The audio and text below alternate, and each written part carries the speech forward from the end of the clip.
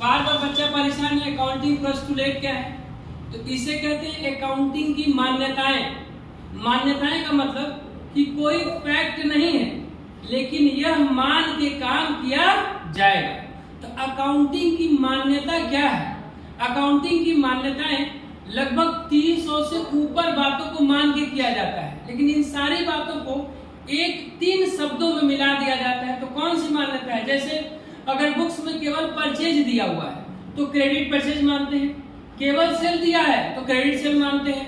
Cell दिया हुआ है तो बच्चे कह रहे हैं सर ये कैश का बैलेंस है, कैश सेल का बैलेंस है कि क्रेडिट सेल का बैलेंस है? तो मैं बच्चों से बोलता हूँ अरे नहीं नहीं, सेल दिया है तो ये क्रेडिट सेल है, परचेज रिटर्न दिया है तो क्रेडिट परचेज रिटर्न है, सेल रिटर्न दिया है तो क्रेडिट सेल रिटर्न है। तो बच्चा ये कहता है कि कैसे माने कि क्रेडिट परचेज है या क्रेडिट सेल है, कैसे ये माने? तो जरा ध्यान से सुने, पॉज कर। कैसे माने कि क्रेडिट परचेज है या क्रेडिट सेल है? तो ये अकाउंटिंग की मान्यता है, मान ही लेना है, मान के ही काम करना है। तो टीचर ये बार बार बताता रहता है। तो आइए देखें अकाउंटिंग मान्यता में क्या क्या आएगा, जरा देखिए इधर। तो इसे कहते हैं अकाउंटिंग एजम्पशन। ये बताया गया AS1 अकाउंटिंग स्टैंडर्ड 1, पूरी अकाउंट जो है अकाउंटिंग स्टैंडर्ड से रोटेट होता है। अकाउंटिंग स्टैंडर्ड को बनाता है ICAI, institute of chartered accountant of India, यानी board of institute of chartered accountant of India इसको बनाते हैं। टोटल 32 AS है, 32 AS। उसमें से AS1 कहता है कि अकाउंटिंग एजम्पशंस कौन कौन से हैं। तो अकाउंटिंग एजम्पशन 3 तरह के बनाएंगे, 3 बातें। पहला होता है गोइंग कंसर्न, पहला है गोइंग कंसर्न एजम्पशन। दूसरा है कंसिस्टेंसी, कॉन्टिन्यूअस चलती रहेगी, यह मान के हम अकाउंटिंग की एंट्री करते हैं। तो ये कॉन्टिन्यूअस चलता रहेगा, ये मान के अकाउंटिंग एंट्री करते हैं। यानी कोई बिजनेस ओपन करते वक्त क्या मैं सोचता हूं कि 2 साल में बंद हो जाएगा? क्या मैं सोचता हूं 4 साल में बंद हो जाएगा? नहीं।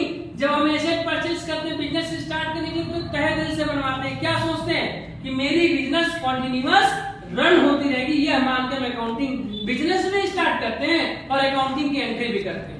मान लिया हम रोशन के साथ मिलकर एक पार्टनरशिप फॉर्म बना रहे हैं, तो अब ये कह रहे हैं कि क्या है गोइंग कंसर्न नहीं लगेगा? ये कह रहे हैं 40 साल उसका उम्र है, 4 साल है ना, लेकिन मैं ये मान के चलूंगा मेरा बिजनेस क्या रहा है, कंटिन्यूअस रन होता रहेगा। कंटिन्यूअस अगर रन नहीं होता, आज ही कोई खर्चा दिया, आज ही प्रॉफिट में ट्रांसफर करना पड़ता है, लेकिन इसको ट्रांसफर कब करते हैं? ईयर एंड पे ट्रांसफर करते हैं। तो गोइंग कंसर्न कॉन्सेप्ट, तो गोइंग कंसर्न में है क्या? करेंट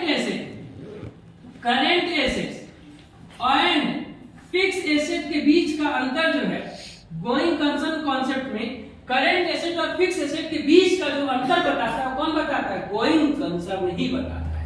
तो difference between current asset and fix asset, current asset और फिक्स एसेट के बीच का जो अंतर बताता है वही है गोइंग कंसर्न कॉन्सेप्ट। यही बताता है गोइंग कंसर्न कॉन्सेप्ट है या अजम्पशन, मान्यता है। आगे मान्यता है कंसिस्टेंसी। कंसिस्टेंसी का मतलब होता है एक रूपता। एक रूपता का मतलब जो भी आपके पास अकाउंटिंग मेथड है वो बार बार एक ही मेथड आप लगा सकते हैं। इधर अकाउंटिंग मेथड का मतलब डेप्रिसिएशन के लिए कौन बताता है? डेप्रिसिएशन के लिए बताता है AS6, अकाउंटिंग स्टैंडर्ड 6। तो अकाउंटिंग स्टैंडर्ड 6 कहता है कि आप 2 मेथड का यूज कर सकते हैं। कौन सा? SLM और WDV। SLM का मतलब स्ट्रेट लाइन मेथड और WDV का मतलब रिटेन डाउन वैल्यू मेथड। इन दोनों मेथड का आप यूज कर सकते हैं। इस मेथड को यूज कौन कर सकता है? व्यापारी करता है। इस मेथड का यूज कौन कर सकता है? इनकम टैक्स डिपार्टमेंट करता है। तो जब भी income tax department method use करता है तो है WDV। तो हमारा AS कहा है कि 2 मेथड में से कोई एक मेथड इस्तेमाल कर सकते हैं। लेकिन मान लिया 2012 में आपने SLM लगाया था, तो 2013 में भी क्या लगाना पड़ेगा? SLM। 2014 में भी क्या लगाना पड़ेगा? SLM। 2015 में भी SLM। अगर WDV लगाया है तो बार बार कौन सा लगाना पड़ेगा? WDV। इसी मेथड को हम कहते हैं कंसिस्टेंसी, यानी एक साल जो नियम लगा दिया उसी नियम को अगेन एंड अगेन रिपीट करना है। आगे आइए, मान लीजिए कि आप बुक्स ऑफ अकाउंट पहली बार बंद किए थे कैलेंडर ईयर पर 31 दिसंबर, तो अगली बार भी क्या बंद करेंगे? 31 दिसंबर। अगली बार भी 31 दिसंबर। पहली बार अगर 31 मार्च को बुक्स ऑफ अकाउंट बंद किए थे, अगली बार भी कब बंद करना? 31 मार्च, 31 मार्च, 31 मार्च। ऐसा नहीं हम अब बच्चे हमसे ये शिकायत कर रहे हैं कि मान लीजिए कि सर एक बार किसी रीजन से मैंने एसएलएम लगा दिया था, मैं चाह रहा हूं डब्ल्यूडीपी लगा दूं, तो क्या मैं कोई बदल नहीं सकता? बदल सकते हैं, बदल सकते हैं, इसको बदल सकते हैं, लेकिन बदला कब कब जाएगा? आइए इस बात को हम जरा ध्यान से सुने। किसी 3 कंडीशन में से कोई एक कंडीशन फॉलो होगा, एप्लीकेबल होगा, तो हम इसको बदल सकते हैं। तो कौन कौन सा 3 कंडीशन है? इधर better presentation of financial account, financial statement, आपका फाइनेंशियल पोजीशंस लिख देते हैं, यानी better presentation of financial position, financial position पहले से अच्छा शो करेगा। अगर मैं मेथड बदल दिया तो आप बदल सकते हैं। आगे change to the rule of accounts, accounting की लॉ क्या हो गई है? रूल्स चेंज हो गई है, या आईसीआई ने क्या कर दिया है? चेंज कर दिया है। एंड चेंज ऑफ लॉ, कानून ही चेंज हो गया।